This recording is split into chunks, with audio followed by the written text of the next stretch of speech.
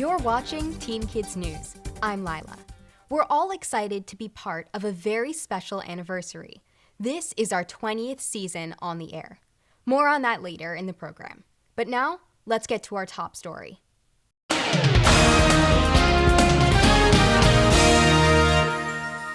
If taking the PSAT or SAT is in your future, there's a major change coming.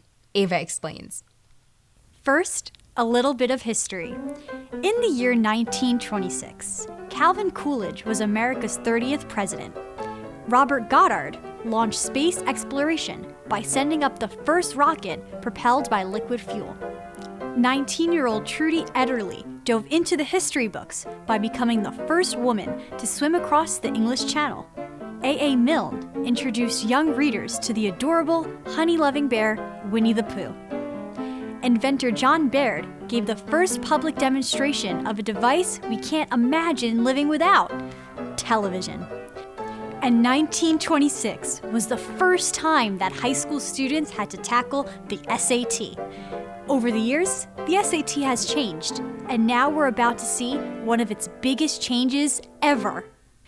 And that's the perfect cue to welcome back a good friend of Teen Kids News, Rob Franek. He's the editor-in-chief of the Princeton Review. Let's not keep our viewers in suspense. What is the big change for the SAT as well as for the PSAT? The SAT and the PSAT are going digital. From now on, you'll be taking those tests on a computer laptop or on a tablet. Pencil and paper test versions will be no more, except for students with special needs. And this starts as of?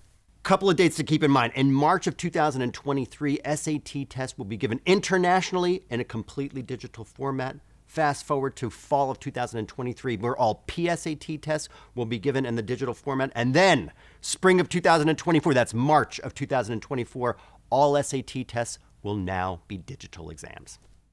Besides being digital, what are some other changes? Couple of big changes and really wonderful changes for students is that it will be an hour shorter. So the current SAT, the pencil and paper SAT, is a 3-hour test. The new digital version will be a 2-hour test. Next on the list, there'll be shorter reading passages. Calculators will now be used on every math section. And actually, the calculator is built into the digital device that you'll be having as well. And students will get their scores faster. I like all those changes. What about the ACT? Well, right now, the ACT is giving all of their international testing locations for the ACT the digital version of the exam, and that's been happening for 3 years. It is very likely that the ACT domestically here in the United States will go fully digital, but they haven't announced it yet, so it will not happen this year. Here's something we've talked about in the past: whether or not to take advantage of the choice to go test optional. Do these new digital tests change the calculus? The short answer is no, it doesn't change the calculus in college admission. Let's remember that some colleges went test optional due to the pandemic. Many of those schools are now pivoting back to requiring the SAT and ACT. Let's also remember that test scores are still used in financial award decisions. That's at both test optional schools as well as test required schools. And last on the list, the SAT and the ACT still allow us to distinguish ourselves from other students that we're going to be competing with in that cohort. Rob, gotta say, when it comes to guest experts, you're not optional. You're required. Thanks. You're welcome. Pleasure to be here. And if you're wondering if the new digital tests cost less than the old pencil and paper ones, Rob says the fees have not yet been announced, but the Princeton Review will post information on its website as soon as they know about this. For Teen Kids News, I'm Ava. We've got lots more coming up on Teen Kids News, so keep watching. We'll be right back.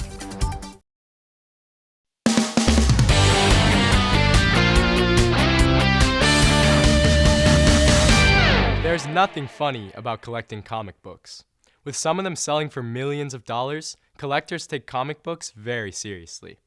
Like most collectibles, the value of a comic mostly depends on its rarity and its condition.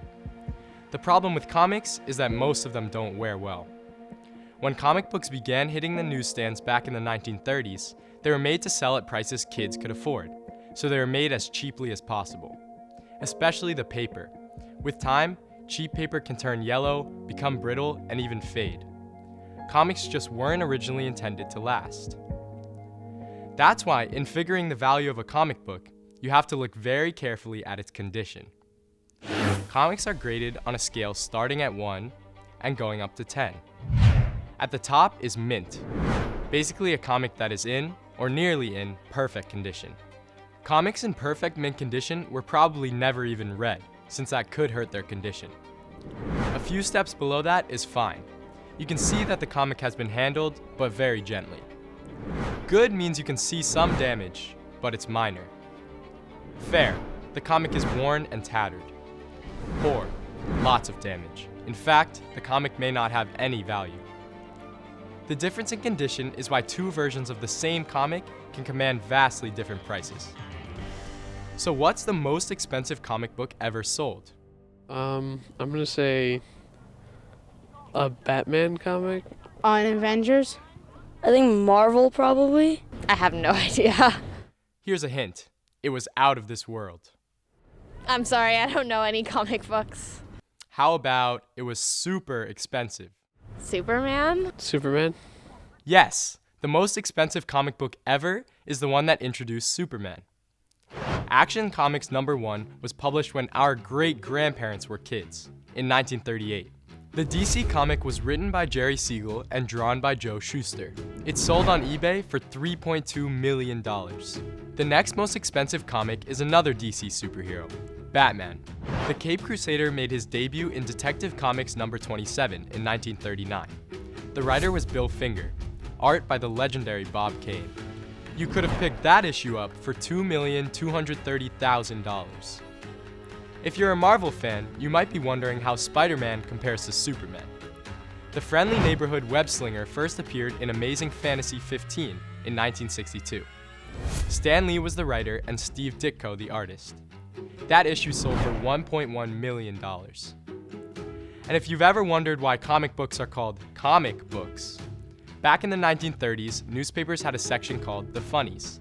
It was filled with entertaining stories told through a short sequence of cartoon drawings, known as comic strips. As the legend goes, an enterprising salesman came up with the idea of reprinting the newspaper comic strips, but in booklet form. And some household products gave you coupons that you could mail in to get sent one of those books, made from comics. That early form of merch proved so popular, a new industry sprang up. And instead of just recycling comic strips from the newspapers, the race was on to create original work. And the comic book, as we know it, was born. For Teen Kids News, I'm Benjamin. We have to take a quick break, but don't go away because Teen Kids News will be right back. It's time for Make the Grade. Here's Christin with this week's advice. When you hand in a paper, you might not get the grade you want if you miss an important step, because the difference between an A and a C can be a P. P for proofreading. Yes, I know that computers have little red lines that alert us to misspellings, but you can't rely on that. Let's say you typed, "I read a book a week." Unless you're using papyrus, which is actually a read, you misspelled read, but your computer probably won't catch that. However, your teacher will. As for autocorrecting, sometimes it's helpful, but sometimes it's not. First of all, when the computer autocorrects a misspelled word, it often ends up substituting a wrong word. Sometimes you weren't even at fault. Before you finished typing the word, the autocorrect guessed at what you intended to write and finished it for you. Unfortunately, the computer got it wrong. Sure, you can deal with that problem by disabling your autocorrect, but the best way to make sure what you wrote is correct is to carefully proofread. Here are some tips. Print what you wrote. Most of us find it easier to proof on paper than on the computer screen. Read very slowly. Look at one word at a time. And if possible, read out loud. I know that sounds like a lot of effort, but experts say our brains actually make it hard for us to catch our mistakes. We tend to see what we think we wrote instead of what's really on the page. The best proof that proofreading works is to give it a try. I'm Christin, here to help you make the grade. It's one of the most famous rivers in the Bible, and it's the current subject of our Jordan Journal.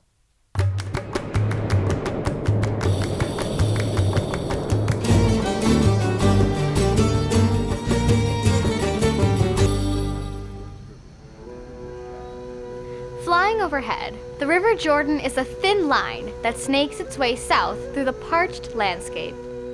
On the river's west side is Israel and the Palestinian area known as the West Bank. On the east side is the country that takes its name from the river, Jordan. The river is important to both Christianity and Judaism. In the Old Testament, after years of slavery in Egypt, the Israelites fled and were led across the River Jordan to the Promised Land. In the New Testament, Jesus was baptized in the Jordan's waters. One of our best-known Afro-American spirituals refers to the Bible's most famous river. Michael rowed the boat ashore, hallelujah. Michael rowed the boat ashore, hallelujah. Jordan's river's chilly and wide, hallelujah. Milk and honey on the other side, hallelujah. Today, the river is a vital water source for the area, providing water for drinking, washing, and agriculture.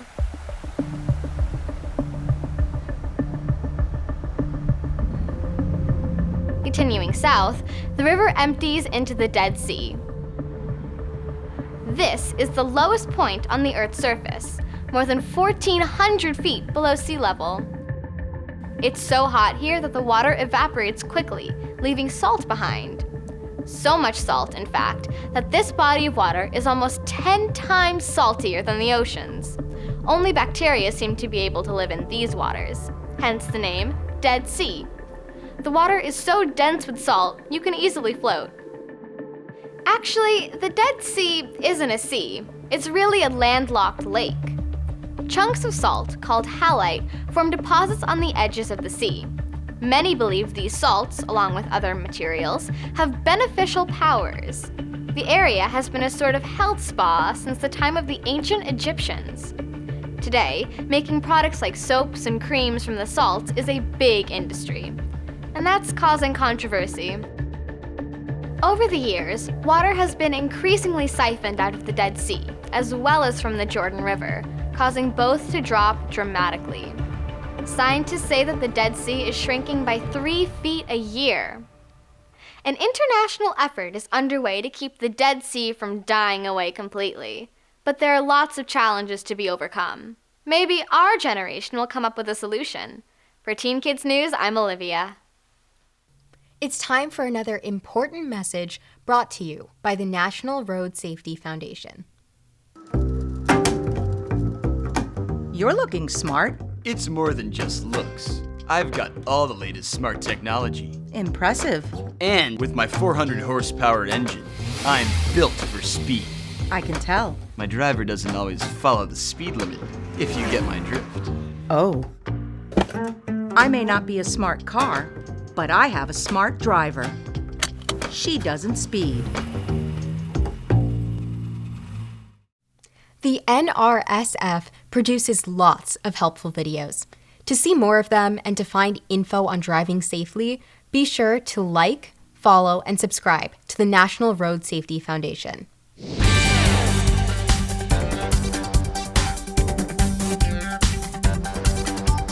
Still ahead, we look back. As part of our 20th anniversary of Teen Kids News, we'll stroll down memory lane with another former reporter. We'll be right back. News for teens delivered by teens is the mission of Teen Kids News, and we've been doing that for 20 years now. Here's another one of our team who contributed a lot to the program over the years.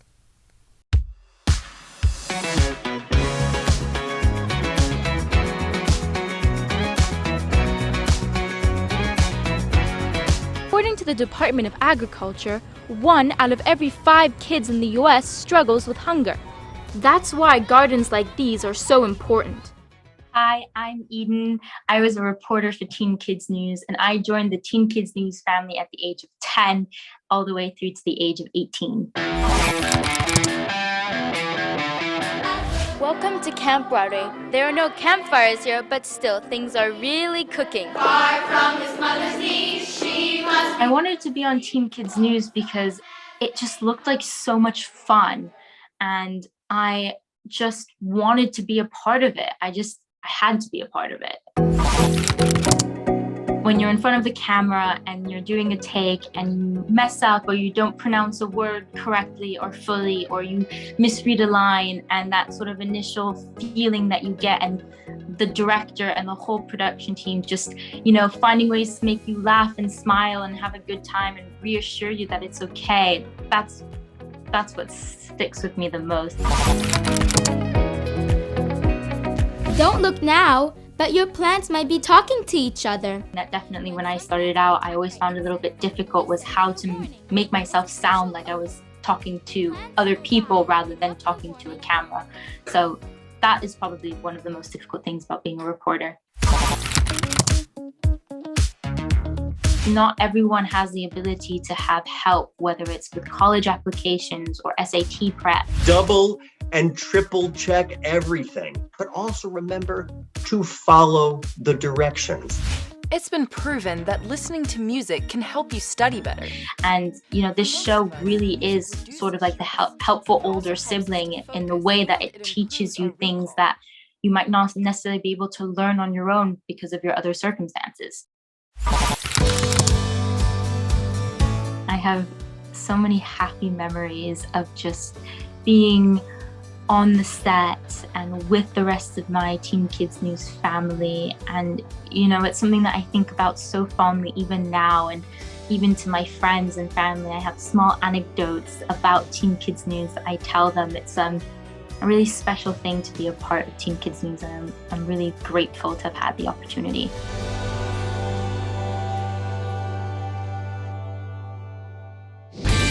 It's time for another short break, but we'll be right back with more Teen Kids News. So stay with us.